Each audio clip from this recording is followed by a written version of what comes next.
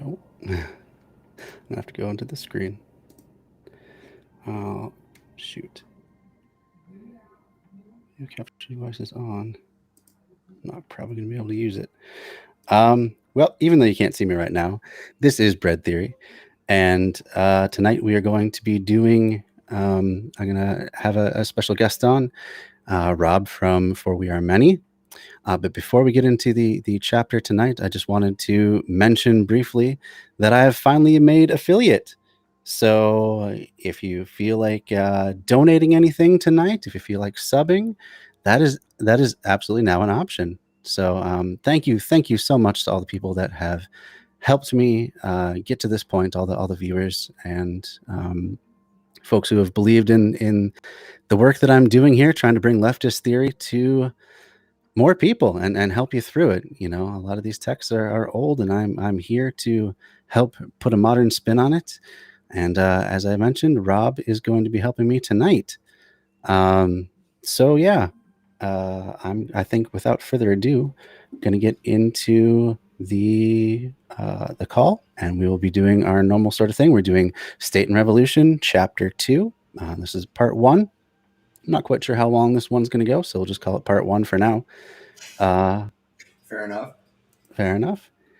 And yeah, speaking of Rob, there he is right there. So please welcome to the stream, Rob from For We Are Many.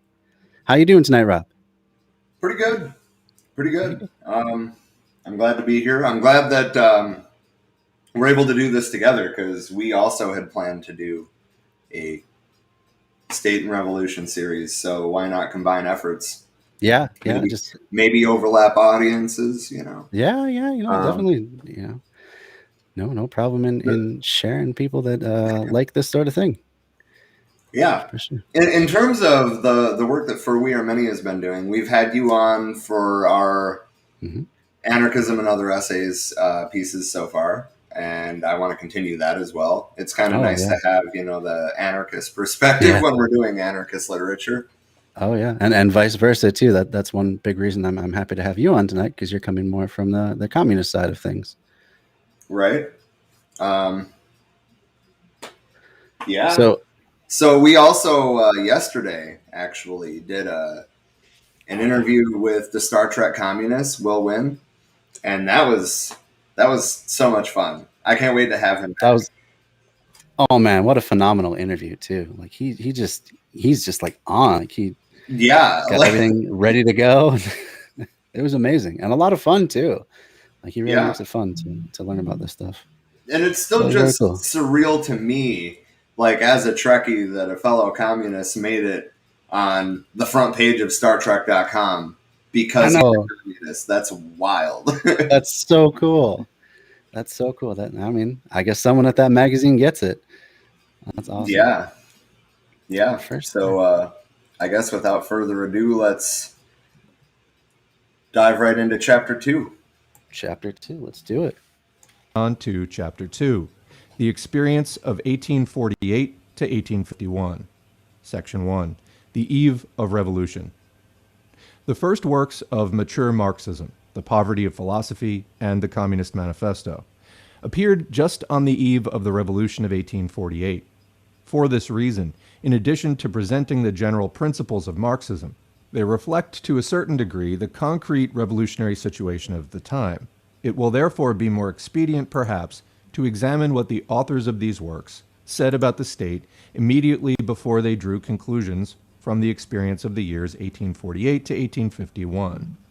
In The Poverty of Philosophy, Marx wrote, quote, "The working class, in the course of development, will substitute for the old bourgeois society an association which will preclude classes and their antagonism, and there will be no more political power groups, since the political power is precisely the official expression of class antagonism in bourgeois society," unquote.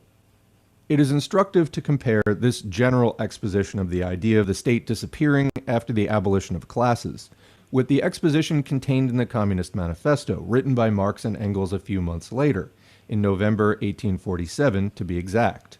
Quote, "In depicting the most general phases of the development of the proletariat, we traced the more or less veiled civil war, raging within existing society up to the point where that war breaks out into open revolution, and where the violent overthrow of the bourgeoisie lays the foundation for the sway of the proletariat." Quoting again, "We have seen above that the first step in the revolution by the working class is to raise the proletariat to the position of the ruling class to win the battle of democracy." Do you want to pause it right there? "The proletariat will use its political supremacy."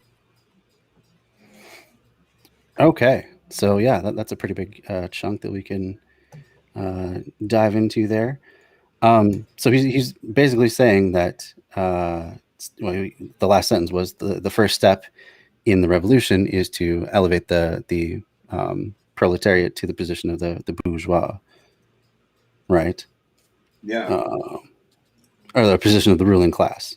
So basically, I mean, to me that sounds a lot like what he called the dictatorship of the proletariat. So instead of this special ruling class that's separate from everybody, we have a rule by the people, like directly. Yeah. Well, that's the whole point, I think, is to kind of. Well, okay, so I guess like I'm going a little bit out of the way here, but No, that's fine. Mao later would point out the same things. Mm-hmm. That a revolution is a violent act, no matter Mm-hmm. how much you want it to be, no matter how much you try to make it. A revolution is a violent act in which one class exerts power over another class. Right. And right now, we live under a dictatorship of the bourgeoisie. The 1% make all the decisions. If we flip that around, the 99% are making the decision. Mm-hmm. Very true. Very true. So yeah, so the ruling class is not just going to give up power. They like things how it is, and there's no amount of just trying to talk to them or reason with them that's going to get them to be like, oh, okay, we'll just share power. We'll just give up our privileged, entitled positions so that everyone can have what we have, or at least some approximation of what we have. Lenin is arguing that it has to come through force, and definitely it does have to come through force, one way or another. Whether that's just force of attrition, like I think more the anarchist method would be more to like build power structures that are parallel to the current government to then make the current government obsolete. That would be one way of doing it. So if government's not providing housing, you provide housing. If it's not providing food, you provide food, and eventually the people just don't need it anymore. And because their basic needs are being met, the ruling class can't really exert such threats as like work or starve, or accept laws that privilege us, or else they lose their power. Basically, their main power is a stick. It's to whack the underclass into line, basically. Right. Very cool. All right. Do you want to keep? Yeah, let's go back to it. Supremacy to wrest, by degree, all capital from the bourgeoisie, to centralize all instruments of production in the hands of the state, i.e., of the proletariat organized as the ruling class, and to increase the total productive forces as rapidly as possible, unquote. Here we have a formulation of one of the most remarkable and most important ideas of Marxism on the subject of the state, namely, the idea of the dictatorship of the proletariat, as Marx and Engels began to call it after the Paris Commune. And also, a highly interesting definition of the state, also one of the forgotten words of Marxism, quote, the state, i.e., the proletariat organized as the ruling class. This definition of the state has never been explained in the prevailing propaganda and agitation literature of the official social democratic parties. More than that, it has been deliberately ignored, for it is absolutely irreconcilable with reformism and is a slap in the face for the common opportunist prejudices and Philistine illusions about the, quote, peaceful development of democracy. The proletariat needs the state. This is repeated by all the opportunists, social chauvinists, and Kautskyites.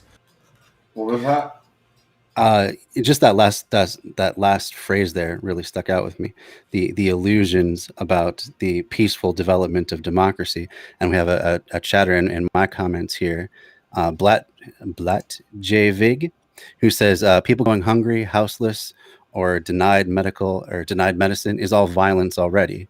And I think that's a really important point to keep in mind, that there is this grand illusion that because we live in a democracy that things are just peacefully done. There's a peaceful transfer of power every time a new president comes in, or a new any sort of elected representative comes in.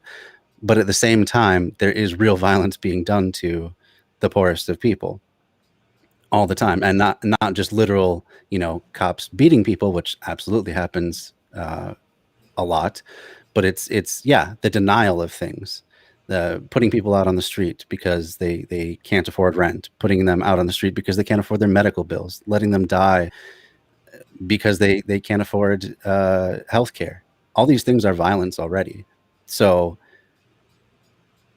already the ruling class is inflicting violence on everybody else. Yeah.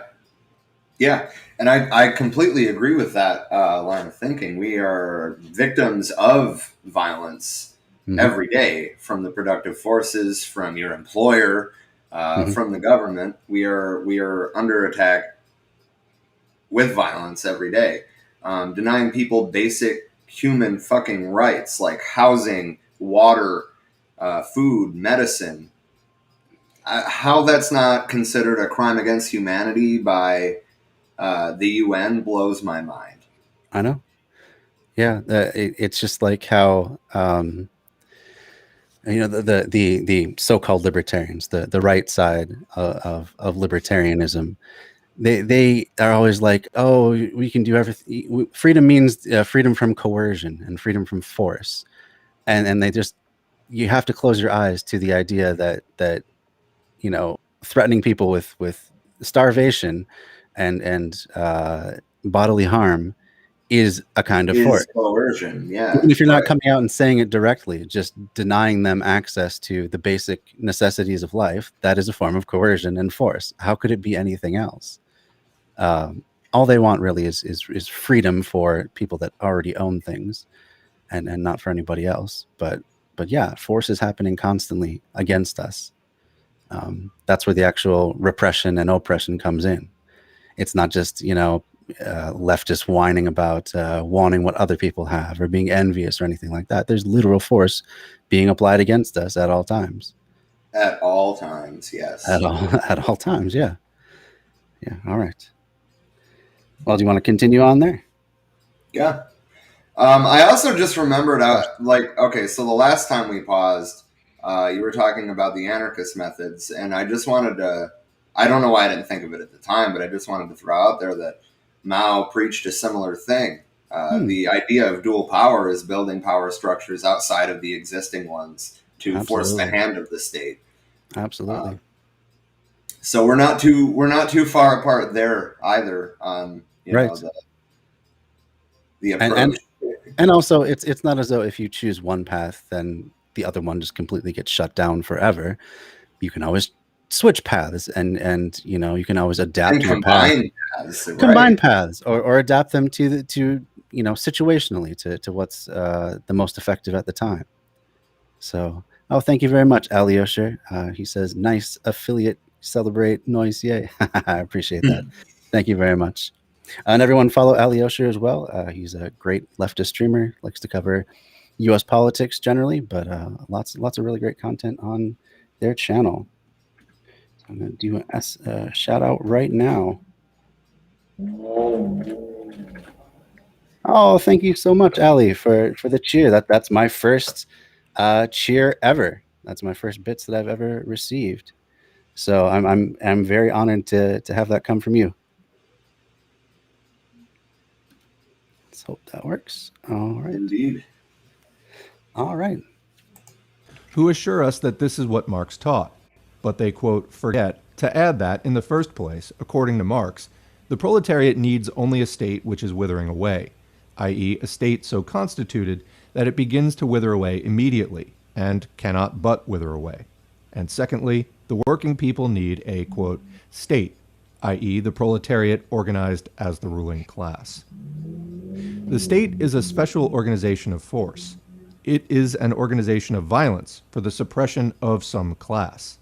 What class must the proletariat suppress? Naturally, only the exploiting class, i.e., the bourgeoisie. The working people need the state only to suppress the resistance of the exploiters, and only the proletariat can direct this suppression, can carry it out. There. For the proletariat is the only... So I think this is a strong case that they make for a centralized form of proletarian government, that it's needed because you need a state to suppress these forces, because these forces don't just go away because you have a revolution. There's still going to be counter-revolutionaries within your nation and coming from without, especially if you're in the US's crosshairs. So that's a strong case that they make, that a strong centralized state is needed to suppress these would-be counter-revolutionaries. So I would just like to throw some modern context on that. Do you think Cuba even would have survived if they weren't a communist state at this point? Yeah. I don't think so. I mean, they were being... I've just been listening to the Blowback podcast. Are you familiar with that one at all? I've heard of it, but I haven't listened to it yet. Yeah, so their new season is all about the Cuban Revolution, and it was pretty amazing, the level of exploitation that was going on before the Cuban Revolution. They basically just had a dictator who was friendly with the U.S. He, very lax on regulations. It was basically a casino country. Like literally, there was the place where all the mafiosos would go to set up their new casinos. Yeah, it was like imagine Las Vegas, right, on an island nation in the Caribbean. Yeah, exactly. Only with even less regulation than the state of Nevada. So yeah. And in that sort of a situation, of course, the people with the most money are just going to go hog wild and exploit everyone they can. Like, it already happens in these poor Caribbean nations. I saw it in the Dominican Republic, how there would be rolling blackouts throughout the entire country, except for the tourist resorts, which were pumped up by U.S. dollars and there to cater to the needs of U.S. tourists. But everyone else was, living a very much, I don't like the term third world, but a lower level of development than say the U.S. I mean, it was common to see donkey carts on the streets along with all the other traffic. Almost every street light was always out, so traffic was just totally uncontrolled, and it was just a lot of poverty. And it was really sad to see that all of the wealth was going to people that already were well enough off to come there and enjoy it. Yeah, that's a very fair point. I have not been to any Caribbean islands, but I have done a little bit of research into Cuba, both, in terms of the revolution. I mean, Batista, the dictator you were just referring to, him and his cronies basically took off with helicopters full of cash for the United States when the revolution happened, right? Yep. So, like, there was nothing left in their treasury. Uh-huh. The conflicts that pushed the regime out had left a lot of property destroyed. The sugarcane harvest, for example, was decimated. And then pretty much right on the back of that, the U.S. put sanctions in place. Yep. And put over 300 attempts at least. The Cuban government says it's a lot more, but at least 300 attempts into Fidel Castro's life. I know. Yeah, and they were talking about in several of the episodes how Kennedy and Eisenhower before him were literally working with the U.S. mob to hatch all these plots to either kill Castro or just in some way overthrow the revolution. It's pretty wild that we hold up these presidents to be, well, I mean, at least some people hold up these presidents to be like models of great Americans and, upholders of the law and all this stuff. They're literally working with known U.S. criminals and crime families to try to topple a foreign nation just because they were mad that all their friends lost their money from their old casinos. And that's what it really comes down to. Absolutely. Oh, yeah. So, it seems like the U.S. really got mad when they did land reform. Like that seems to be like the real impetus for going all out to try to do whatever they can by any means necessary to get Castro out of there, because they just couldn't take the idea of, well, I mean, there was a bunch of wealthy sugar plantation owners that had to flee the country as well. So they were mad on their behalf as well. So look what this supposed bastion of democracy and freedom is doing around the world. They're working with mafiosos, and they're employing every sort of trick they can to overthrow a foreign power that there was no reason for them to be there other than capitalist interests. They're putting all their money and their warships and their threats and everything towards the interests of capital. That's what this supposed bastion of freedom and democracy really stands for when it comes to foreign policy. Agreed. Ooh. Natalie in our chat said, "There's a reason we could not get a $15 minimum wage passed, even with the Democrats in power." Exactly. They're reformists. They're never going to be any more than reformists, and furthermore, they're complacent in not actually reforming anything. They'll talk all day about how they'll reform the police or train the police better, but we've seen police budgets double since the murder of George Floyd. I know. Oh, they keep talking about, look at all these liberal cities that have defunded the police. What liberal cities have defunded the police? Not a single one has. Austin, Texas has actually, which is surprising being in Texas, but Austin, Texas has diverted some funds from the police. But, I mean, it's still a far cry short from what we're fucking calling for here. Absolutely. Yeah. Well, you can't reform. When it comes down to it, you just can't reform an institution whose main focus is protecting capital and private property. Like that's their main function in the society. There's no two ways about it. Look at any riot that ever, or so-called riot, any sort of an uprising that happens where windows start getting broken and stuff. Where are the places that the police go? They don't go to poor neighborhoods to defend them. They go to the wealthy neighborhoods. So, I mean, that right there, that's their main function. When push comes to shove, they're there to defend private property and the citizens that own that private property. Absolutely. Ultimately, in a bourgeois dictatorship, that's the role of the state, to protect capital. Protect capital, yeah, for sure. So, jeez. Back to the text. Yeah, let's go back to the only class that is consistently revolutionary. The only class that can unite all the working and exploited people in the struggle against the bourgeoisie, in completely removing it. The exploited classes need political rule to maintain exploitation, i.e., in the selfish interests of an insignificant minority against the vast majority of all people. The exploited classes need political rule in order to completely abolish all exploitation, i.e., in the interests of the vast majority of the people. Okay, I'm just going to reiterate the sentence and then move on. That's all I got here. But the exploited classes need political rule in order to completely abolish all exploitation, i.e., in the interests of the vast majority of the people. Yep. I just wanted to reiterate that. It's an important point. Yeah, and against the insignificant minority consisting of the modern slave owners, the landowners, and capitalists. Yes, the capitalists. The petty bourgeois Democrats, those sham socialists, who replaced the class struggle by dreams of class harmony, even pictured the socialist okay, I'm sorry to pause it again already. No, let's go. The petite bourgeois Democrats, those sham socialists who replaced the class struggle with dreams of class harmony.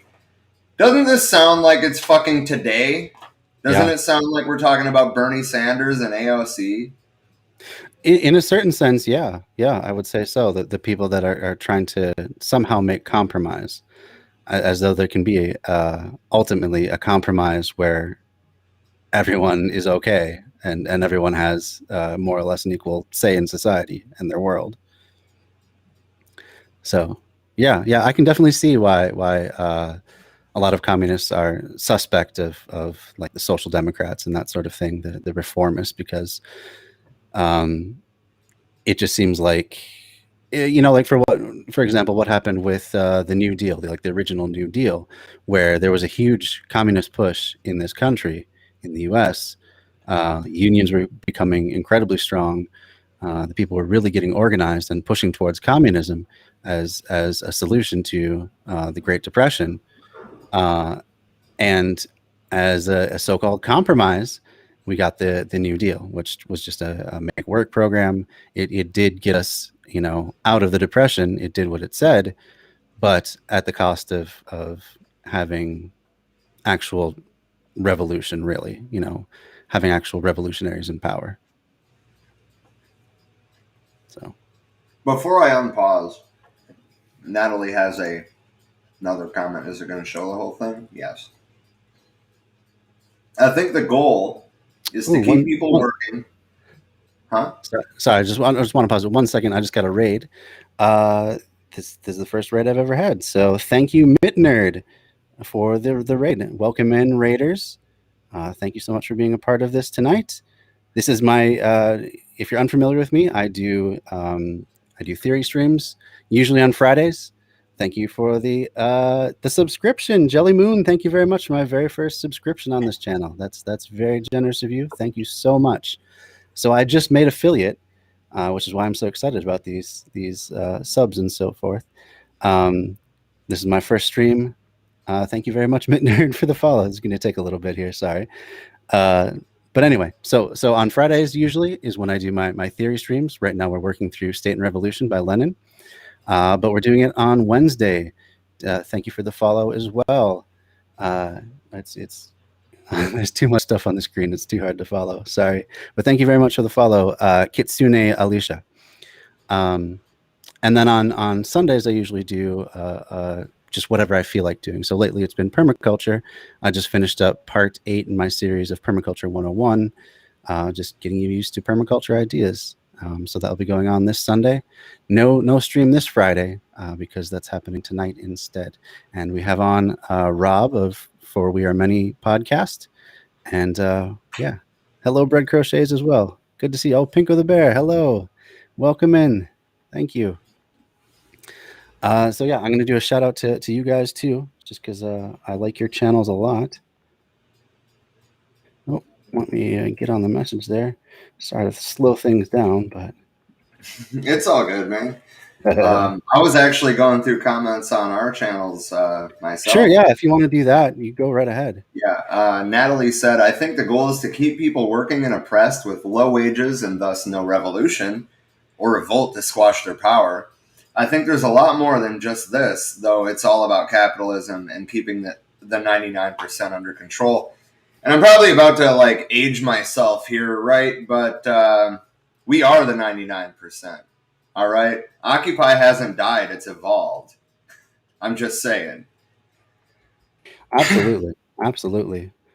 A lot of us are commies now. Imagine if we had theory back then.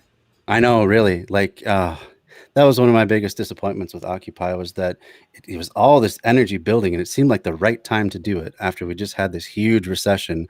Like, the material conditions were really ripe for making a push to something really big, it seemed like. But then it never quite formed a direction enough to really make that final push.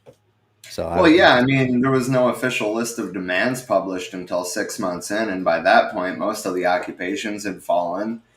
You know, there's a whole lot to it, really, but you know, here we are, still pushing for the struggle. Yeah, still pushing. Yeah, and I got one more comment. It's actually from the For We Are Many page, but it says Trisha here, still feeling nauseated and can barely talk. But I'm listening in. Yeah, so, I saw that earlier, that her voice was not doing well. Yep. Solidarity with you, Trisha. Hope you have a speedy recovery, and hopefully she'll be able to join us in future episodes too. That would be great.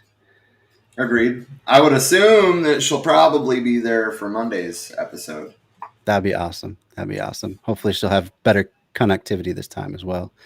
So that was oh my gosh, right? Yeah, I was unfortunate. Get on that, Trisha. I'm just playing. I'm just playing. Right, so back to the text. Yeah, let's get back to it. Transformation in a dreamy fashion, not as the overthrow of the rule of the exploiting class, but as the peaceful submission of the minority to the majority, which has become aware of its aims.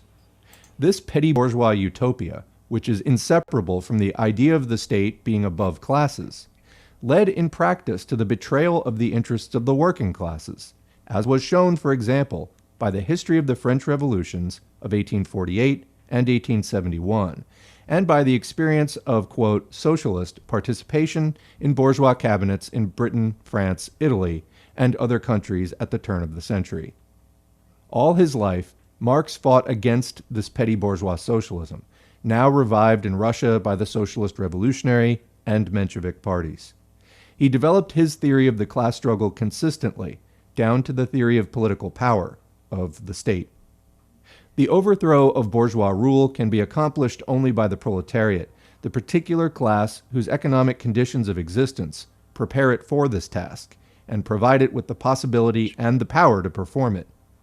While the bourgeoisie break up and disintegrate the peasantry and all the petty bourgeois groups, they weld together, unite, and organize the proletariat.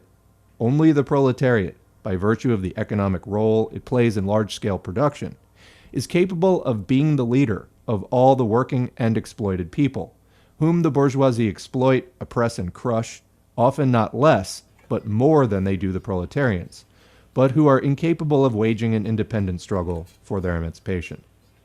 The theory of class struggle, applied by Marx to the question of the state and the socialist revolution, leads as a matter of course to the recognition of the political rule of the proletariat, of its dictatorship, i.e., of undivided power directly backed by the armed force of the people. The overthrow of the bourgeoisie can be achieved only by the proletariat becoming the ruling class, capable of crushing the inevitable and desperate resistance of the bourgeoisie, and of organizing all the working and exploited people for the new economic system. All right, so the theory of class struggle applied by Marx. We keep seeing a lot of the same terms coming back up, right? The rule of the proletariat, the ruling class, the dictatorship. The whole point is that right now there's a very small amount of people that call all of the shots, right?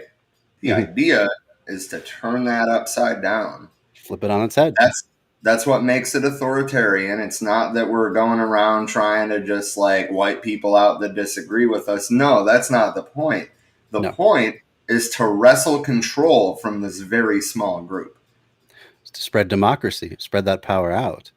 have a true democracy where the people are actually in control.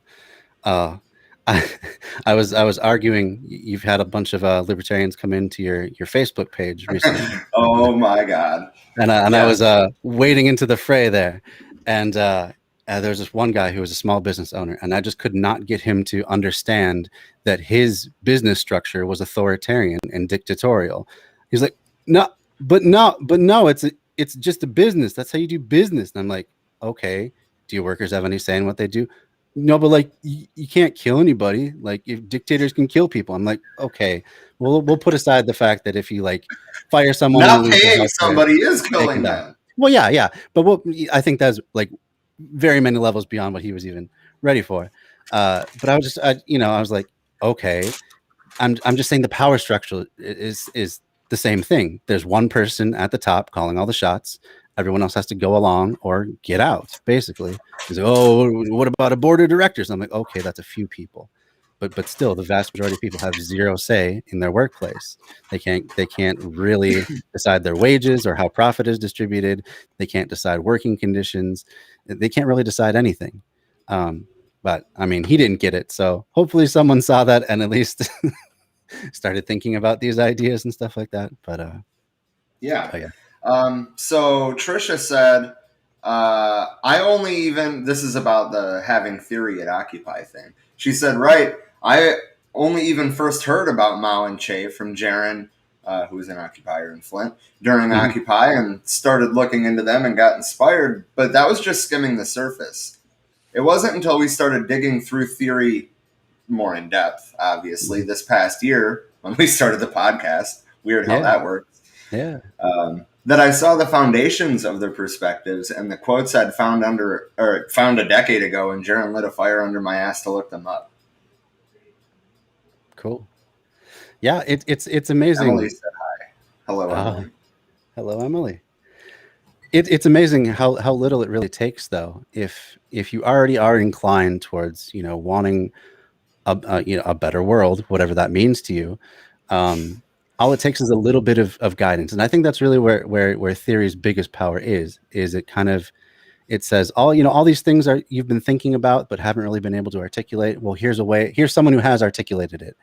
What do you think of that then? And not only that, it kind of gives us historical precedent, right? Like we get to see, I mean, especially in the case of the Russian Revolution, say what you will about the USSR, it was a success. They went from a very poor feudal state to a world superpower, to a nuclear superpower in one generation. Yeah. That's wild. It's China incredible. has lifted 1.3 billion people out of poverty in one generation. I'm not saying they're perfect. They're way too capitalist for my liking. But yeah, that's true. They have a stranglehold on that level of capital. Yep. Yeah, but I mean, those were amazing feats, and the only quote unquote facts that the right ever likes to bring up is how many people have been killed supposedly by communism, and it seems like that number is always going up. I think it's oh yeah, it's like 600 bajillion now, right? Yeah, it's basically like the McDonald's sign. It's instead of billions and billions served, it's billions and billions killed by one guy. So yeah. Yeah, well, and that one guy narrative needs to go. This great man of history thing, just stop it. No, just stop. They had support of the mass line. It was the masses that made these mistakes, not Stalin. Yeah, it's never just one person. Countries never rise and fall on the leadership or lack thereof of just one person. So that's very true. Very true. Well, shall we continue on? Yeah. The proletariat needs state power, a centralized organization of force, an organization of violence, both to crush the resistance of the exploiters and to lead the enormous mass of the population, the peasants, the petty bourgeoisie, and semi-proletarians, in the work of organizing a socialist economy. By educating the Workers' Party, Marxism educates the vanguard of the proletariat, capable of assuming power and leading the whole people to socialism, of directing and organizing the new system, of being the teacher, the guide, the leader, of all the working and exploited people in organizing their social life without the bourgeoisie and against the bourgeoisie. By contrast, the opportunism now prevailing trains the members of the Workers' Party to be the representatives of the better paid workers, who lose touch with the masses, get along fairly well under capitalism, and sell their birthright for a massive pottage, i.e., renounce their role as revolutionary leaders of... Okay, so we're getting into the vanguard party, and this is something that I'll admit this is a stumbling block for me when it comes to communist thought, because I can understand the idea of if you have a group of people that are knowing what they're doing and going forward, actually putting in motion a revolution. My fear is always, though, what happens after the revolution. You have a group of people that have put all this work into ensuring a certain outcome, that very much may care about things going exactly right. And my fear is that concentration of power then kind of stays where it's at, rather than bleeding back out to the people, or just filtering back out to the people to create an actual dictatorship of the proletariat. My fear is that once you concentrate that power, that it just kind of stays that way. And and that might even be a good thing for a while, but no one lives forever. Eventually someone new comes and takes the place of the old person, and every time, as long as the concentration of power, every time that's a roll of the dice, and you may get someone that becomes more of a tyrant than an actual leader. What are your thoughts on that? I mean, I tend to agree, and I think that Mao would tend to agree. Mao, well, first of all, he advocated for dual power. That includes under the Communist Party system. So the Great Purge in China was where Mao literally sicked the masses on the Communist Party, because at various levels of the party, reactionaries had come to power. And I'm not saying that that's not risky too, obviously. Yeah. I mean, it was a violent thing, but ultimately it was probably something that had to happen, because if Mao would have died before that happened, one of those reactionary people that was doing questionable things already would have ended up getting a whole lot more power than they should. Yeah. No, I can definitely see that too. But that being said, China, like Mao talked a lot about the mass line. Okay, so like you have to have the support of the masses, and you have to keep the support of the masses. And I feel like Cuba's approach to that is better than China's is, or which, I mean, that being said, China still has a higher percentage of people participating in their political system than we do. But in Cuba, the participation rate is like 97 to 98%. Yeah, it's very good. Their primary system, or their equivalent to our primary system, takes place at the neighborhood level, and each neighborhood nominates somebody, and then it goes to the next level, and until there's one person left that the majority agree on. Right. And that's why there's only one person on the ballot. The conservatives love to try to make it sound like they're not democratic, because, well, if you're running an election unopposed, then how are you democratically elected? Mm-hmm. Pay attention to how their system actually functions, though. And I mean, Cuba is obviously an easier example than China, having the Communist Party of China operating at the neighborhood level is probably doable through technology now, but 50 years ago, there's no way. Yeah. There's absolutely no way. I can see that.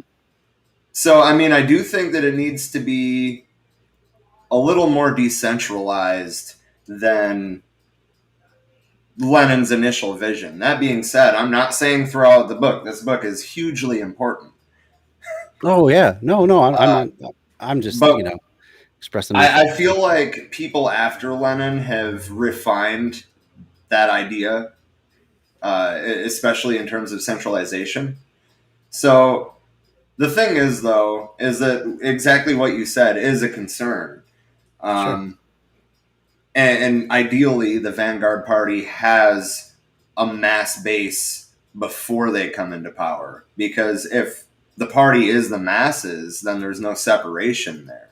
Whereas the way Lenin worded it when he came up with this theory sounds like a small group of people rather than the mass line. And that's why I prefer to take Mao's take on that specific detail. Okay.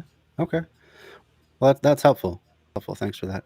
I just want to highlight one comment in my chat here. Katsune says, I will say anyone that is concerned about what happens after the revolution doesn't understand what a revolution is. And that's a very good point.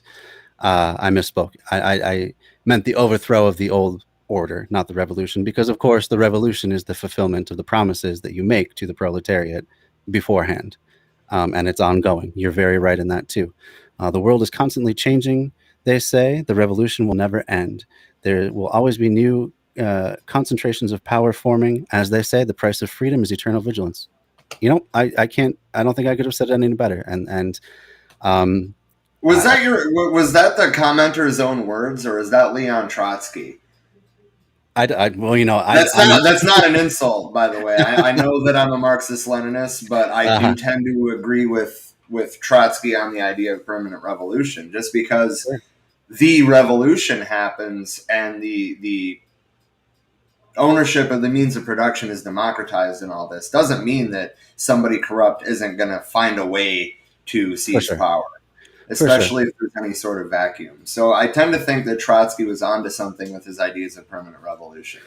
Yeah, and you know, thinking back just to the conquest of bread that I had covered earlier, Kropotkin would agree with that as well. He basically says the idea of the revolution is the fulfillment of the promise to the people who are making the revolution for you. So before you worry about bureaucracy or anything else, make sure the people are fed, housed, all the things you've promised them, make sure that happens, and then you invest the revolution in everybody. And so that was his idea of guarding against threats, foreign and domestic, was making everybody a permanent revolutionary, basically. So once they have a taste of real freedom and real choice in and real democracy in their life, they're not going to give it up easily. So just naturally, as threats arise, I tend to agree with that. Yeah, I mean, look at when the federal government started cracking down on the Black Panther Party, they formed the Black Liberation Army to fight back. And I mean, it's not like they were controlling states even. They just had a significant presence. Like, imagine if they were controlling, if they had established a people's government and say even just in the city of Oakland, California, imagine how much harder, how many more people would have fought for that. That would have been quite a thing to see. Yeah. I mean, honestly, I think that's why they meaning the alphabet men, of course, CIA, FBI, PD. I guess I'll throw that in there. But the point is, though, is these people were proposing a future where everybody had a say and where everybody's needs were met. And that resonated with people. And aspects of the Black Panther Party's programs were co-opted by liberals and turned into government programs. Like the free lunch at school. Well, that's a little bit different than having a free lunch, with political education by the fucking Black Panthers. Yeah. I mean, I think that ultimately they were like, we should give kids free lunch at school and free breakfast at school, so that way they're not being, taught Marx and Lenin. Oh, I wouldn't doubt that at all. And that shows too the power of these parallel structures and parallel forms of governance that we can collectively build. And I mean, really, it doesn't take that much to get the powers that be spooked on that sort of thing, which is a bit disheartening because it means as soon as you try to do anything to better your community, it seems like actually better your community, not just like do a food drive or whatever, some temporary one-time thing, but long-term help your community, it seems like you're going to have a target on your back. Yeah, I would tend to agree with that. And I mean, that's why the right to bear arms. Okay, like nothing in this book there's the camera. Nothing in this book would be possible if it wasn't for the people being armed. Yeah. And I mean, think about the countries that have gotten social democratic governments, right? Like I'm referring to like Germany and the Scandinavian countries where they have a form of democratic socialism. All of that, which looks great on the surface, don't get me wrong, but all of that comes at the expense of the global South. Right. Yeah, and ultimately, capitalists still control the means of production. Absolutely. So I mean, everything that the Scandinavian countries have gotten are concessions to keep capitalism in place. Mm-hmm. Yeah. I don't actually have anything to add to that. I think that's very well said. Anyway, back to the book. Yeah, let's go back to the book. Of the people against the bourgeoisie. Marx's theory of, quote, the state, i.e. the proletariat organized as the ruling class, is inseparably bound up with the whole of his doctrine of the revolutionary role of the proletariat in history. The culmination of this rule is the proletarian dictatorship, the political rule of the proletariat. But since the proletariat needs the state as a special form of organization of violence against the bourgeoisie, the following conclusion suggests itself. Is it conceivable that such an organization can be created without first abolishing, destroying the state machine created by the bourgeoisie for themselves? The Communist Manifesto leads straight to this conclusion, and it is of this conclusion that Marx speaks when summing up the experience of the Revolution of 1848 to 1851. I don't have a whole lot to add here. But I think that such an organization can be created without first abolishing and destroying the state machine. I think, and granted, maybe this is just idealism to a point, I don't know, but I would like to think that the systems that are in place, or that have already been built up, I should say, can be seized and used for other means. That's definitely a good point. Yeah. Yeah. I mean, it would be fundamentally changing them, and that maybe that's what Marx means by smashing. But I mean, as long as they're fundamentally changed, I don't see what the issue in seizing them and keeping them operational for the means of the proletariat. I think that would be a beneficial thing. Sure. Yeah, I would have to agree with that for sure. Sorry, and that's gonna get this gives me some things to think about. So cool. Let's move on to the next section then. The revolution summed up. Yeah, let's sum it up. Section 1, moving on to Actually, can I just interject here to say that one of the next big history projects I want to do, the next big series actually, is specifically on the Paris Commune. And cool. I was, if you want to be a part of that, you're more than welcome. Yeah, if I have the extra time. Yeah, I think it would provide a lot of, for me anyway, it would provide a lot of context into what Marx was writing about. Yeah, that would be really interesting. That's something that I've been very interested in since reading The Conquest of Bread, because he talks a lot about the Paris Commune and that, and its triumphs and failings and so forth. So yeah, definitely interested in it. Indeed. Section 2, the Revolution summed up. Marx sums up his conclusions from the Revolution of 1848 to 51 on the subject of the state we're concerned with in the following argument contained in the 18th Brumaire of Louis Bonaparte, quote, "But the revolution is thoroughgoing. It is still journeying through purgatory. It does its work methodically. By December 2, 1851, the day of Louis Bonaparte's coup d'etat, it had completed one half of its preparatory work. It is now completing the other half. First, it perfected the parliamentary power in order to be able to overthrow it. Now that it has attained this, it is perfecting the executive power, reducing it to its purest expression, isolating it, setting it up against itself as the sole object, in order to concentrate all its forces of destruction against it. And when it has done this second half of its preliminary work, Europe will leap from its seat and exultantly exclaim, "Well grubbed, old mole."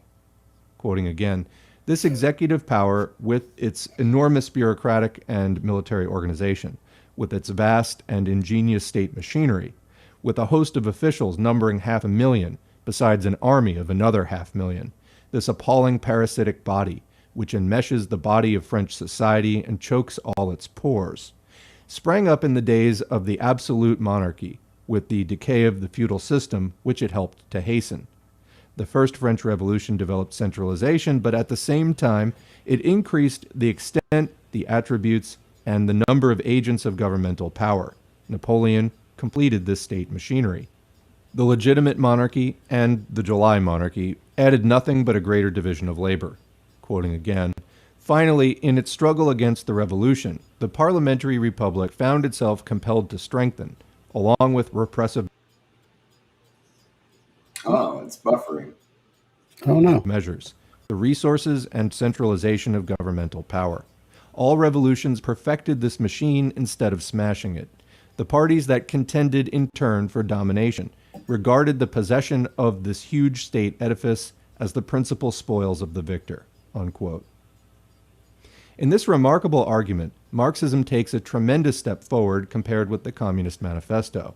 In the latter, the question of the state is still treated in an extremely abstract manner, in the most general terms and expressions.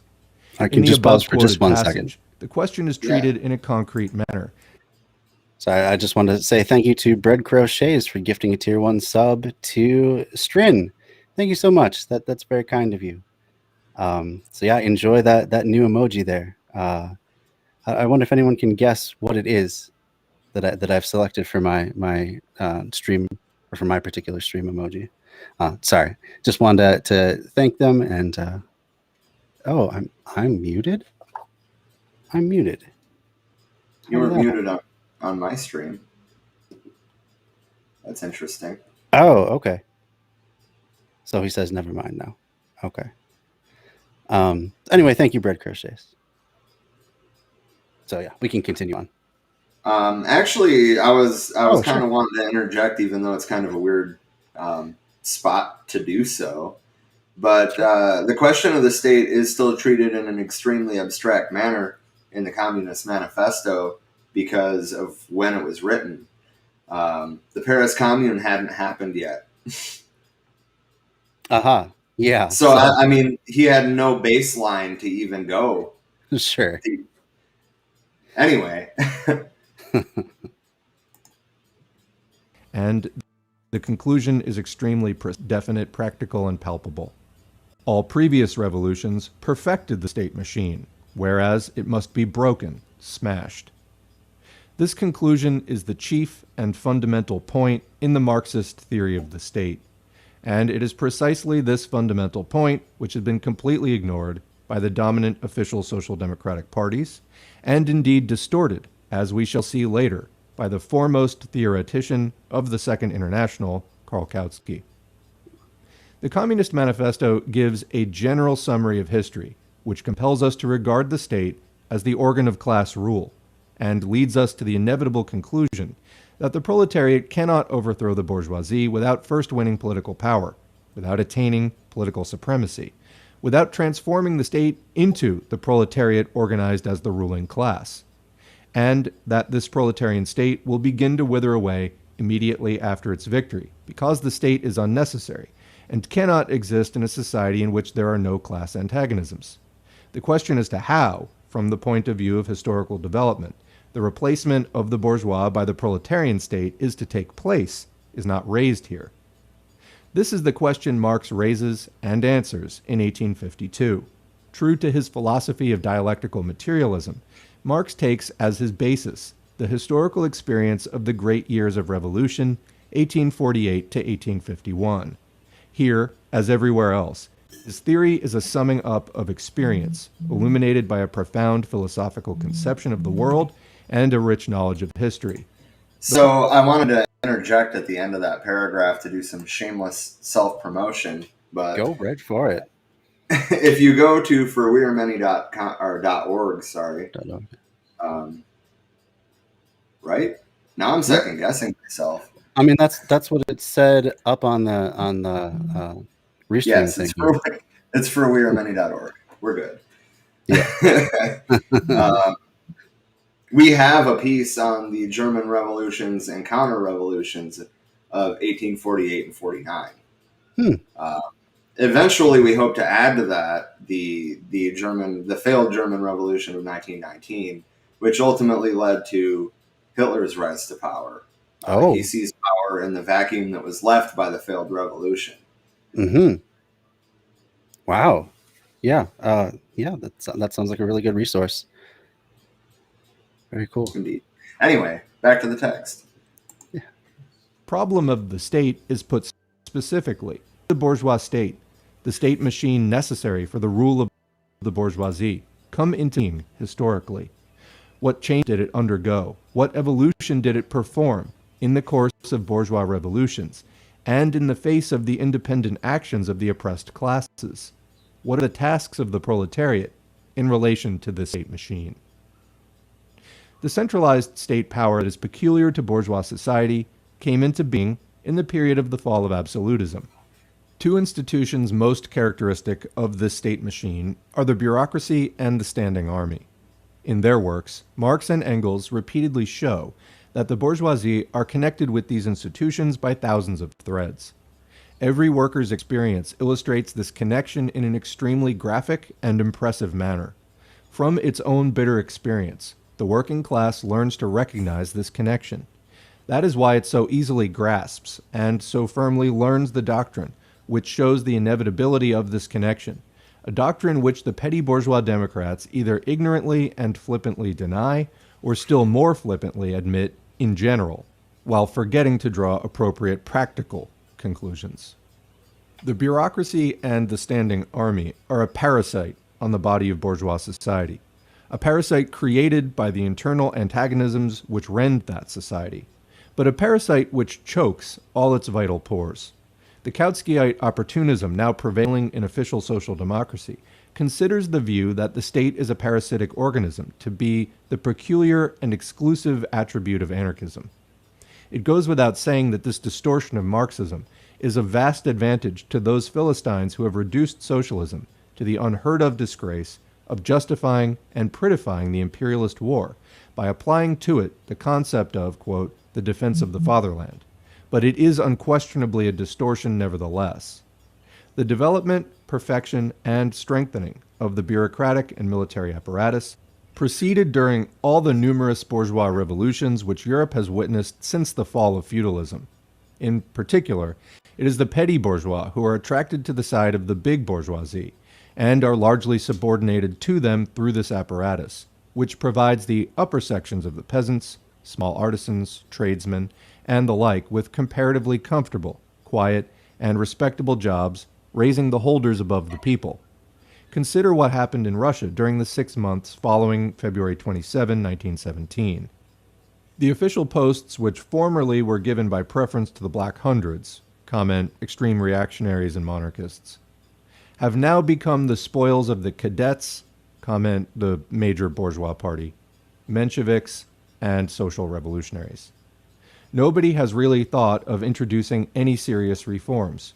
Every effort has been made to put them off, quote, until the Constituent Assembly meets, and to steadily put off its convocation until after the war.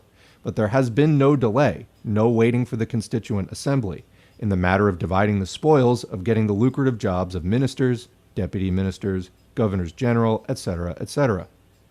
The game of combinations that has been played in forming the government has been, in essence, only an expression of this division and redivision of the spoils, which has been going on above and below throughout the country in every department of central and local government.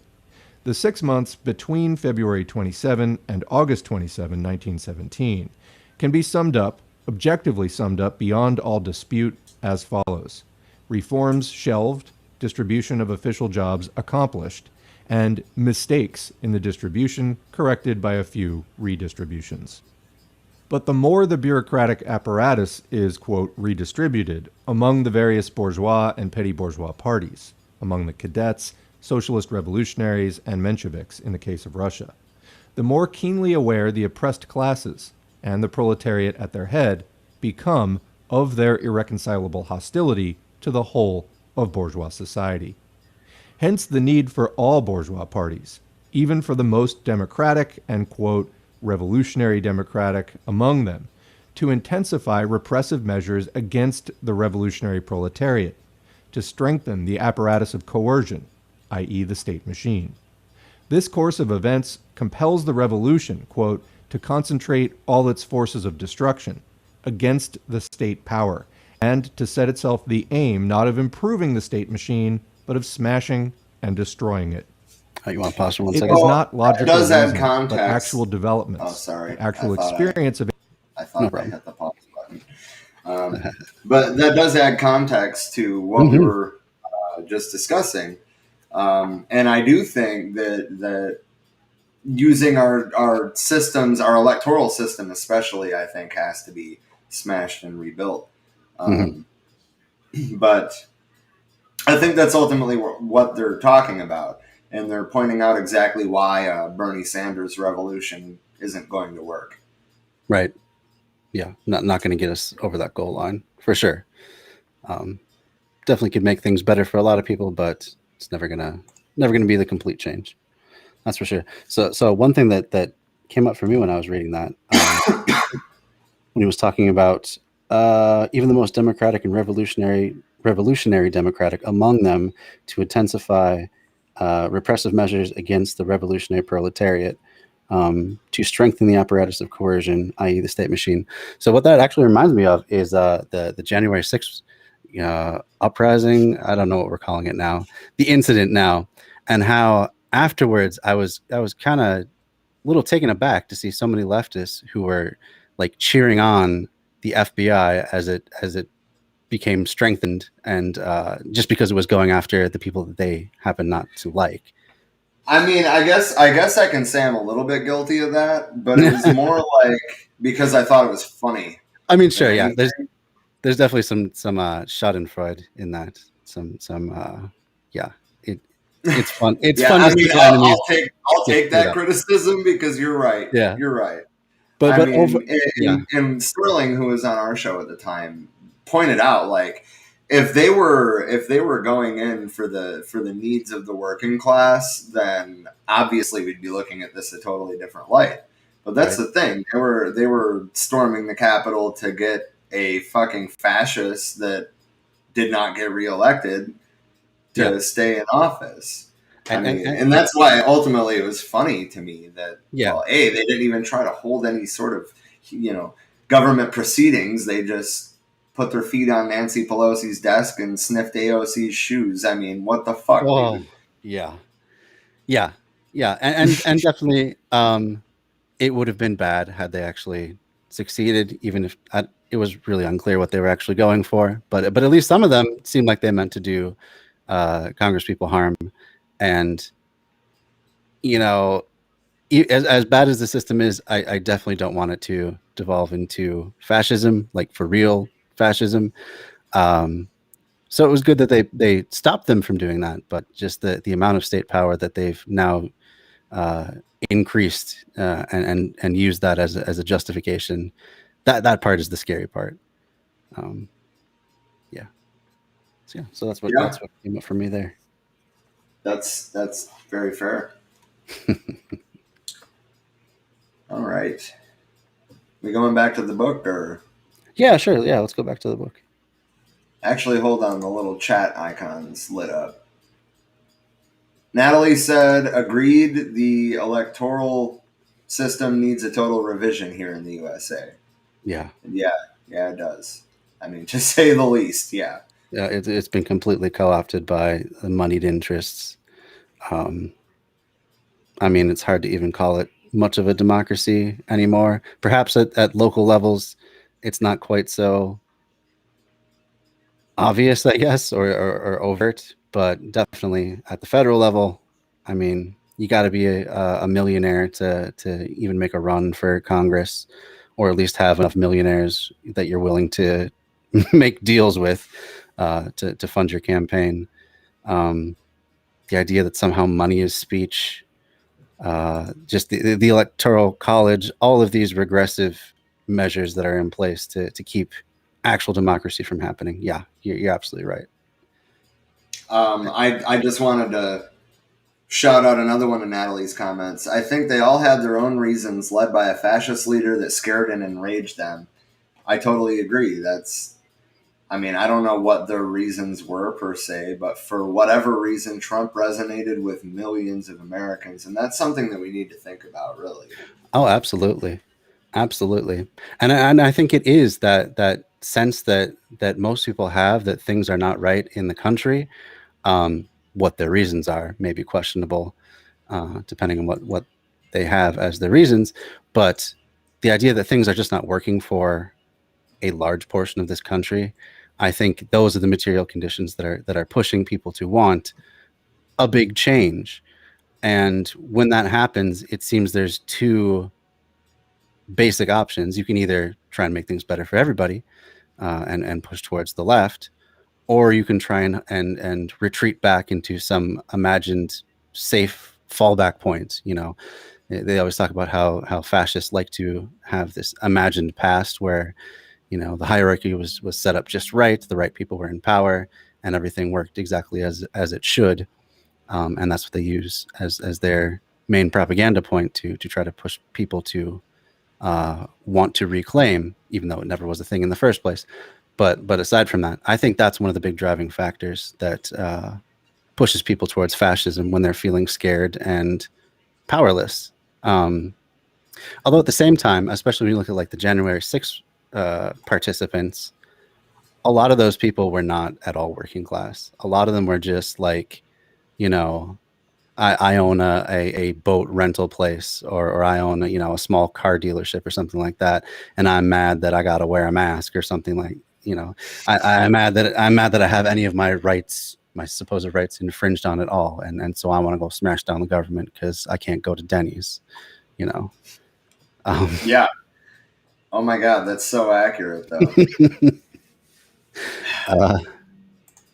So Pink of the Bear says they feel their entitlement and supremacy slipping away. Yeah. So I think that definitely is another huge driving factor that pushes people towards fascism rather than real change, or real positive change, I should say. We got a new viewer on our channel commented saying, I think they are warp-minded, but at some point in their core, most of them want what we do. And I agree with that. A lot of them don't even know that they want what we do. They don't know what they want. They just want to live their lives. Right. And that's not going to happen under capitalism. Well, yeah. I mean, it's going to happen for a very select few, but at the expense of so many more. It's never a solution that can work for everybody. We can't all be like, going back to those debates I've been having with people on your page there on Facebook. So many of them are just like, oh, become a business owner, well, okay. At some point, you gonna put up the fucking capital, yo? Well, I mean, yeah, but aside from that, but like we can't all just be, sole proprietorship entrepreneurs. Like at some point, like if you own a restaurant, someone's got to flip the burgers and make the food and like wait the tables and stuff like that. So at some point you have to have workers. So obviously for the system to work, we can't all just be entrepreneurs. So even if it were possible for us all to just walk down to the bank and say, I'd like the monies, please. And they would just like, one of those comic $ bags, just plop it right in your lap and be like, all right, have fun. Even if that were true, it's impossible for us all to make that. And capitalism has to be a pyramidal shape. You have to have someone at the top. And in order to have that person at the top and to have any sort of wages to skim from to make themselves wealthy, they have to have workers. It's just how it is. It structurally can't be anything else. Yeah. Agreed. One more comment and then we'll get back to the thing. Or unless you got some more comments. Natalie said, we need grassroots. And if they can't get the people's vote, then they don't have the policies in place anyways that are what the people want. Exactly. Yep. Yeah, definitely. I agree. Do you got anything else you want to? That's all the comments on my end for now, so we can move on. All right. Of 1840-51 that led to matter being presented in this way, the extent to which Marx held strictly to the solid ground of historical experience can be seen from the fact that in 1852 he did not yet specifically raise the question of what was to take the place of the state machine to be destroyed. Experience had not yet provided material for dealing with this question, which history placed on the agenda later on in 1871. Comment the Paris Commune.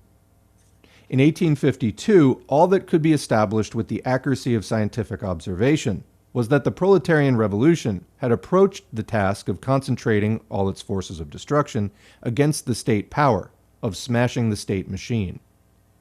Here the question may arise, is it correct to generalize the experience, observations, and conclusions of Marx, to apply them to a field that is wider than the history of France during the 3 years 1848 to 51?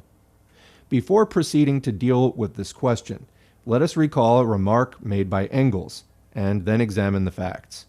In his introduction to the third edition of the 18th Brumaire, Engels wrote, quote, "France is the country where, more than anywhere else, the historical class struggles were each time fought out to a finish, and where, consequently, the changing political forms within which they move, and in which their results are summarized, have been stamped in the sharpest outlines.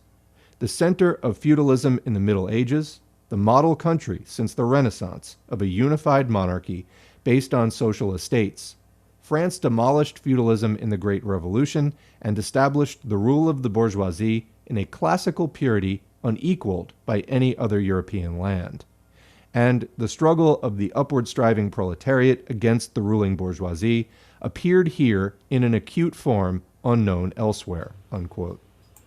The last remark is out of date in so much as since 1871 there has been a lull in the revolutionary struggle of the French proletariat, although, long as this lull may be, it does not at all preclude the possibility that in the coming proletarian revolution, France may show herself to be the classic country of the class struggle to a finish.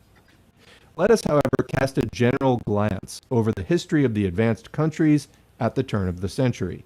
We shall see that the same process went on more slowly, in more varied forms, in a much wider field.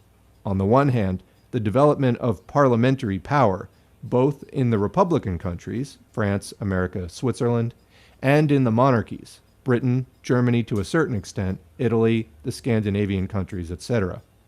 On the other hand, a struggle for power among the various bourgeois and petty bourgeois parties, which distributed and redistributed the spoils of office, with the foundations of bourgeois society unchanged, and, lastly, the perfection and consolidation of the executive power, of its bureaucratic and military apparatus. There is not the slightest doubt that these features are common to the whole of the modern evolution of all capitalist states in general. In the last 3 years, 1848 to 51, France displayed in a swift, sharp, concentrated form the very same processes of development which are peculiar to the whole capitalist world. Imperialism, the era of bank capital, the era of gigantic capitalist monopolies, of the development of monopoly capitalism into state monopoly capitalism, has clearly shown an unprecedented growth in its bureaucratic and military apparatus in connection with the intensification of repressive measures against the proletariat, both in the monarchical and in the freest republican countries.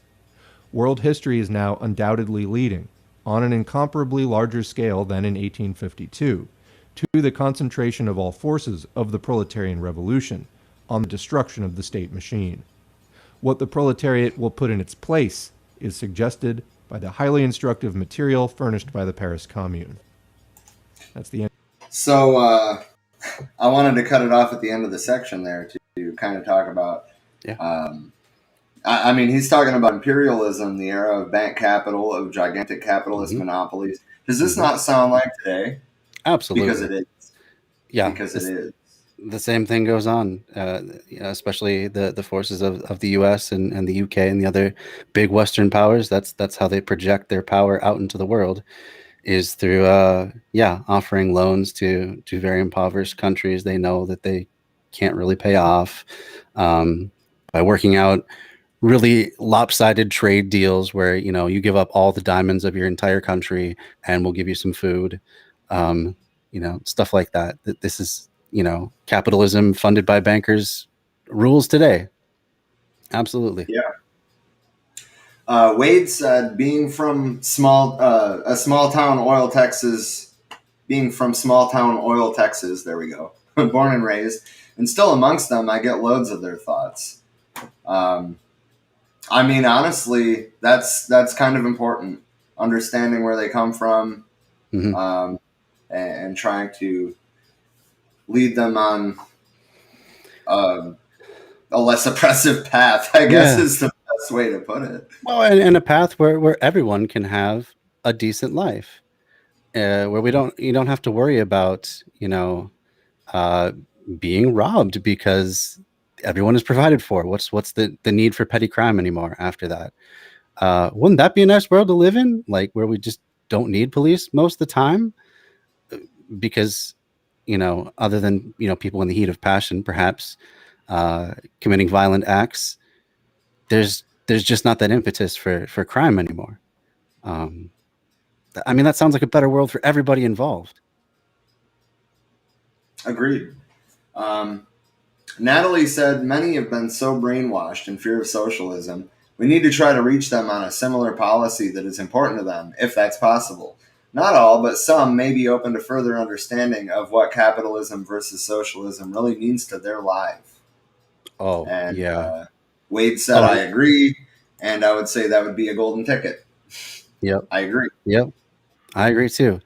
But it's just so hard to get people to even engage with a proper definition of socialism when they've just had it drilled into their head that it's like what Richard Wolff says, when the government owns things and does stuff, that's socialism, and if it does a lot of stuff, that's communism.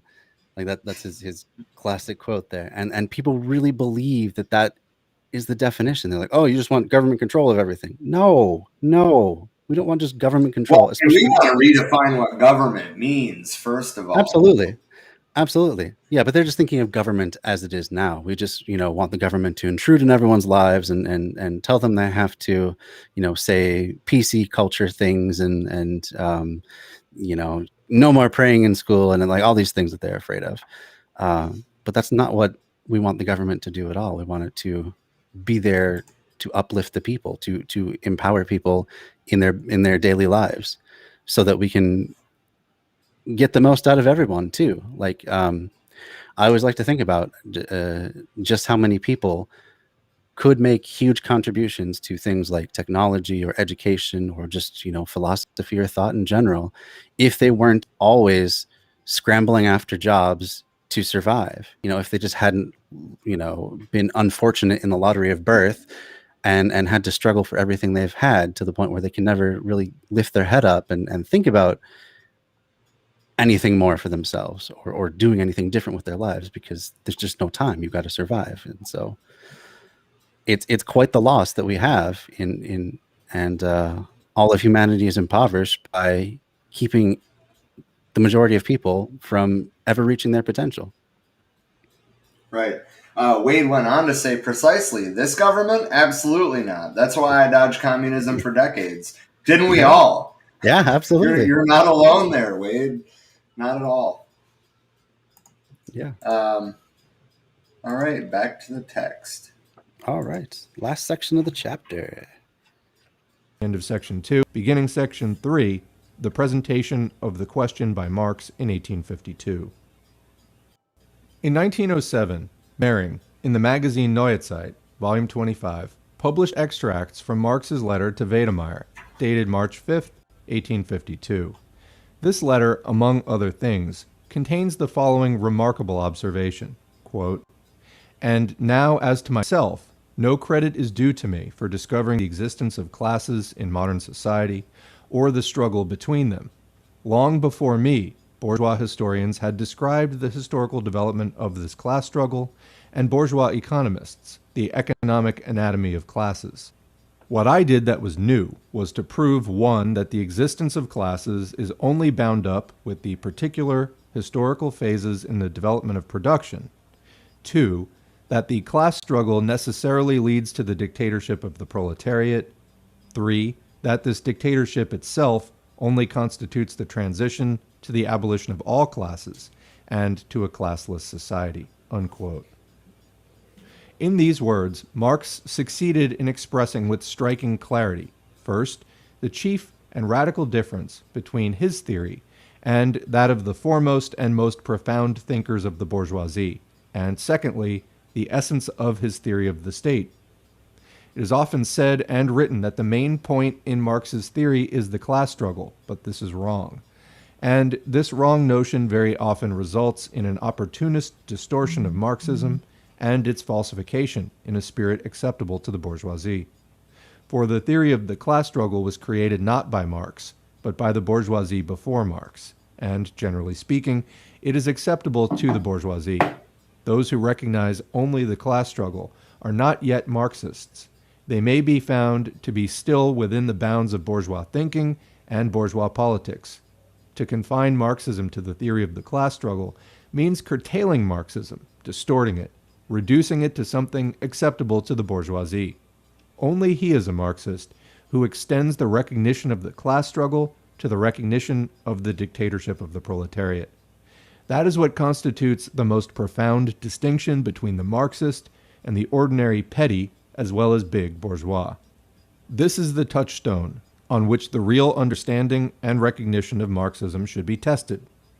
And it is not surprising that when the history of Europe brought the working class face to face with this question as a practical issue, not only all the opportunists and reformists, but all the Kautskyites, people who vacillate between reformism and Marxism, proved to be miserable Philistines and petty bourgeois Democrats, repudiating the dictatorship of the proletariat. Kautsky's pamphlet, The Dictatorship of the Proletariat, published in August 1918, i.e. long after the first edition of the present book, is a perfect example of petty bourgeois distortion of Marxism and base renunciation of it in deeds, while hypocritically recognizing it in words. See my pamphlet, The Proletarian Revolution and the Renegade Kautsky. Opportunism today, as represented by its principal spokesman, the ex-Marxist Karl Kautsky, fits in completely with Marx's characterization of the bourgeois position quoted above, for this opportunism limits recognition of the class struggle to the sphere of bourgeois relations. Within this sphere, within its framework, not a single educated liberal will refuse to recognize the class struggle in principle. Opportunism does not extend recognition of the class struggle to the cardinal point, to the period of transition from capitalism to communism, of the overthrow and the complete abolition of the bourgeoisie. In reality, this period inevitably is a period of an unprecedentedly violent class struggle in unprecedentedly acute forms, and consequently, during this period, the state must inevitably be a state that is democratic in a new way, for the proletariat and the propertyless in general, and dictatorial in a new way against the bourgeoisie. So I wanna interject here because that's an important snippet there. This period inevitably is a period of an unprecedentedly violent class struggle in unprecedentedly acute forms, and consequently, during this period, the state must inevitably be a state that is democratic in a new way. Mm-hmm. Meaning, we can't just elect a bunch of people from the Green Party or PSL and think our problems are over. Right. And dictatorial, there's that scare word again. Right. Dictatorial in a new way against the bourgeoisie. Yeah, and I think that's one reason that people struggle with these, with even entertaining these ideas, is they hear that word dictatorship, and they only think of how it's used now as against the people, rather than if we turn everything on its head and we use that power against those who would themselves seize power for only themselves alone. So yeah, I mean, I remember even back to high school hearing about how, oh, you know, communism is good on paper, and then, you know, they elect a dictator, and then he has power, and then he's supposed to give it back to the people, but then he never does. And I'm like, oh yeah, that sounds like that wouldn't work at all. Not knowing that they were not talking about an actual person, a singular person being a dictator, but a dictatorship of the proletariat. And Yeah, I mean, right. The entire class rules the dictatorship, not. right, And the proletariat is pretty much everybody that doesn't have an offshore bank account or a membership at a country club. I'm just right. saying. Yeah, yeah, yeah. You can be fairly well off and still be a member of the working class, as long as you don't own the means of production and you're not a landlord. Um, then yeah, you can be part of that as well. It's just the people that are taking without actually doing anything, right? And it's so ironic that right wingers always whine about the lazy communists that want to take other people's money just for themselves, when that's exactly what they're doing right now by being a capitalist. If you're a business owner in America, you can sit back, kick your heels up, and have all your workers do everything for you, um, and you still get paid somehow. I mean, to me, that sounds like the ultimate in taking, not this fantasy that they think that everyone's just going to sit at home if they don't have the threat of starvation over their head. Yeah. And just quickly, Pinko the Bear says discussing government or cops in any of these things must be linked to the class character of the country we are discussing. Very good point. Thank you for that. Class character always counts. That's very important. So when I mentioned having police in a communist or any sort of leftist society, it would be very different than now. Just like with the dictatorship working on behalf of the people, it would be police not working on behalf of capital, which is what they're primarily doing right now, but instead to protect the people. If we're to have any sort of police and still call them police at all, it would just be protecting people from violating other people's, I think under a proletarian state in the United States, we would be seeing systems of community defense more along the lines of the Black Panther Party. Yeah. Or, Yeah. Which, I mean, there's so many groups that continue in that tradition. The John Brown Sure. Gun Club, the Huey P. Newton Gun Club, to an Yeah. extent, the Socialist Rifle Association. Yeah. But I think that we would see more of a community defense orientation rather than a policing orientation.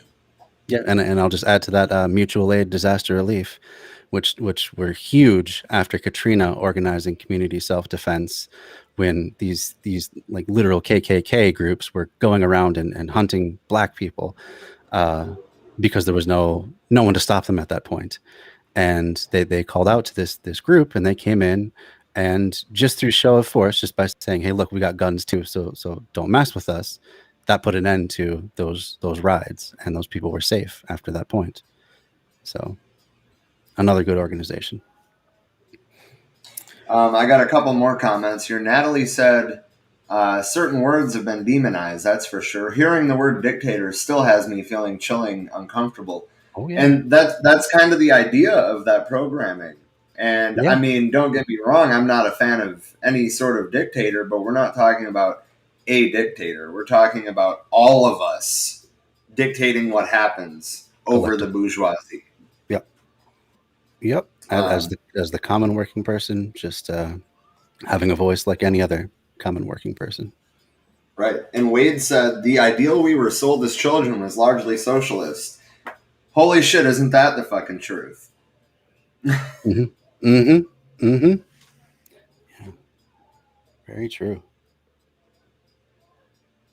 Anyway, back to the text. Yeah. Further, the essence of Marx's theory of the state has been mastered only by those who realize that the dictatorship of a single class is necessary not only for every class society in general, not only for the proletariat, which has overthrown the bourgeoisie, but also for the entire historical period which separates capitalism from, quote, classless society from communism. Bourgeois states are most varied in form, but their essence is the same.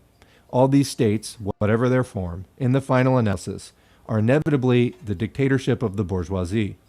The transition from capitalism to communism is certainly bound to yield a tremendous abundance and variety of political forms, but the essence will inevitably be the same, the dictatorship of the proletariat. So I think that he's saying right at the end there that, his ideas aren't the only ones that are going to be tried and, run For as sure. experiments, if you will. But Yeah. all of our states, no matter their form, so he's referring to whether it's feudal or monarchistic or imperial, I guess, big bank Or a slave state, or right, are inevitably the dictatorship of the bourgeoisie. absolutely. That includes, and I would say especially, the one that we all live under. Mm-hmm. Mm-hmm. Yep. It is not a country for of and by the people. It's for, of, and by the capitalists, really, the wealthiest interest among us and the most powerful among us. If it was actually by, of, and for the people, as our founding documents would imply, then we would not be such a hyper-capitalist, borderline fascist state. Right. Yeah.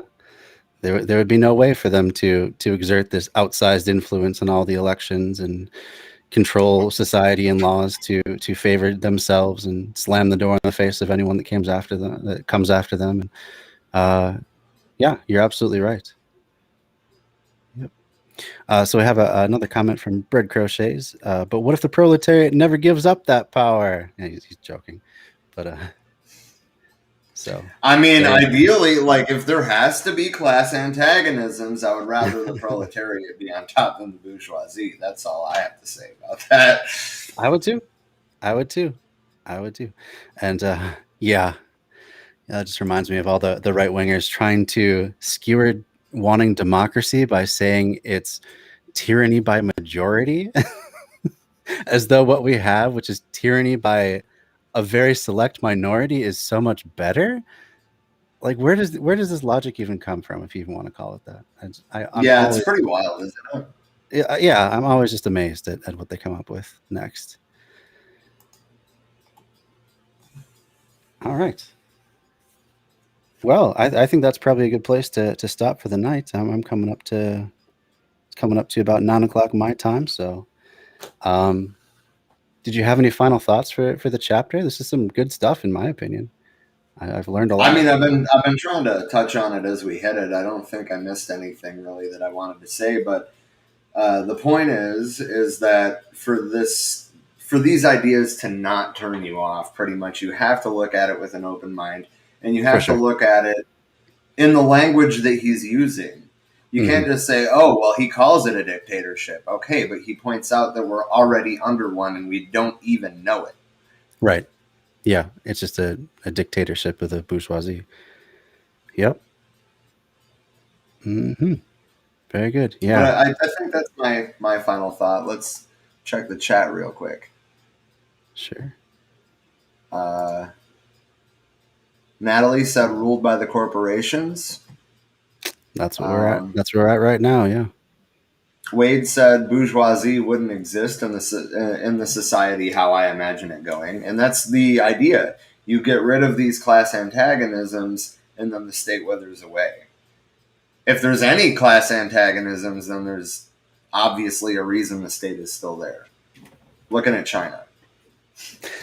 Yep. Yeah, that's a good example.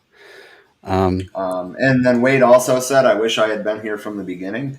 You can actually go back, at least on the For We Are Many and the Left Signal Boost Facebook pages. You can rewatch it there. You can rewatch it on our YouTube. And I will have it up on forwearemany.org soon. And we are also on all major podcast platforms, and it'll be on there tonight as well. Yep, and on my end, of course, you can go back and watch my VOD once it's posted, which will be just after this stream ends. And then I always do an edited version that I put out on my YouTube channel. I'm just gonna go ahead and let's see if my link tree is no, my link tree is not up right now. But anyway, if you go to linktr.ee/bread_theory, you can find links to all the places I'm at on social media. You can find links to my YouTube channel. There apparently is another bread theory on YouTube, and that's the first result that comes up when you search for it, unfortunately. So you just have to look for my little icon there. If you see in the middle of my screen, that green triangle in with the yellow sun ground around it. Yeah. Oh, you don't see my screen at all. Yeah, that's right. I guess I'm not sharing my screen with you.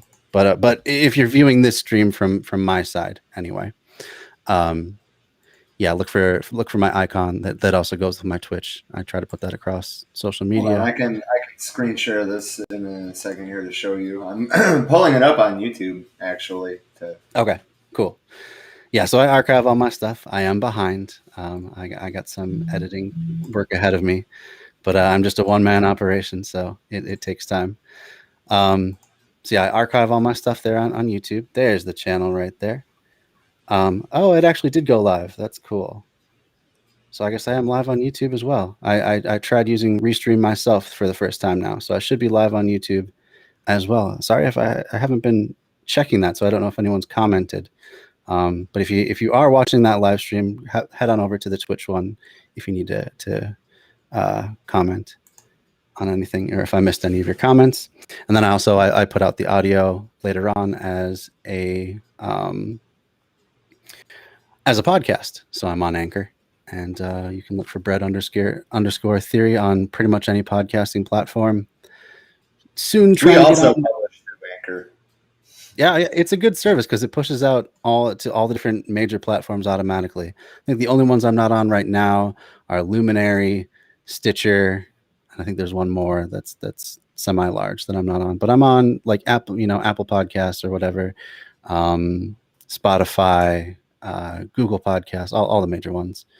So you can just search for bread_theory. It usually comes up right away there. And listen to the audio archives if you don't have, like if you're at the gym or at work and you're bored or whatever, and you can't pull up a video, you can always pull up a podcast. So yeah, I think that'll about do it for tonight. Did you have anything else you wanted to plug or say before we sign off here? I don't really think so, other than, the usual. Tomorrow night we will be doing, what's the name of the book? Soul on Ice. There we go. It's not really a theory thing, but we read previously, which you can also find on FWAM. We previously did Bobby Seale's Seize the Time, which is the story of the Black Panther Party. And Bobby, in that book, talked about Eldridge Cleaver's book, which was written before the Black Panther Party was formed. So we're kind of just reading that for context, like, what kind of people were these? What kind of context did they come from? Understanding a person's material conditions is crucial, I think, in understanding their theory. That being said, that is tomorrow night, same time, 8 o'clock Eastern, 5 o'clock Mountain Standard Time. Arizona is the only state that doesn't do daylight savings time. Oh, you rebels, you. Oh, I know, right? And then Monday, obviously, we will be doing... Oh, Friday. I almost forgot about Friday's episode. Ford's Battle of the Overpass. It's a pretty short piece. It's only about a half hour long, but it's talking about the 1937 event. There was UAW organizers handing out leaflets on public property on a pedestrian overpass, and Ford sent in security guards to attack them. So that's what that piece is about. Yeah. I'm from Michigan, so obviously when I'm looking into labor history, I have a certain leaning, I guess, towards the automotive industry. We also have a piece on the Flint sit-down strike, for example, which is probably the closest that a group of people have come to seizing the means of production here in the United States. Very cool. Very cool. Yeah. Some vital history, especially for those who are under the illusion that capitalists wouldn't kill you if they could. if you stepped out of line. Right. Luckily, at that event, nobody died, but that's just that event. Yeah. All right. Well, thank you very much for joining me. This was a lot of fun, and I hope to do this again a lot in the future with you, and then hopefully Trish will be able to join us for future reads as well. Right. Agreed. Yeah. All right. Well, have a great night and have a solidarity. Yep, solidarity. Have a good one. Natalie said thank you both. It was a great reading and discussion session. Much to ponder. Exactly. And that's also part of why, we're not just going on for 8 hours and doing the whole damn book. Yeah, for sure. Little bite-sized pieces. It makes it go down easier. Right. Yeah, for sure. Until next time, friends. All right. Till next time. Thank you.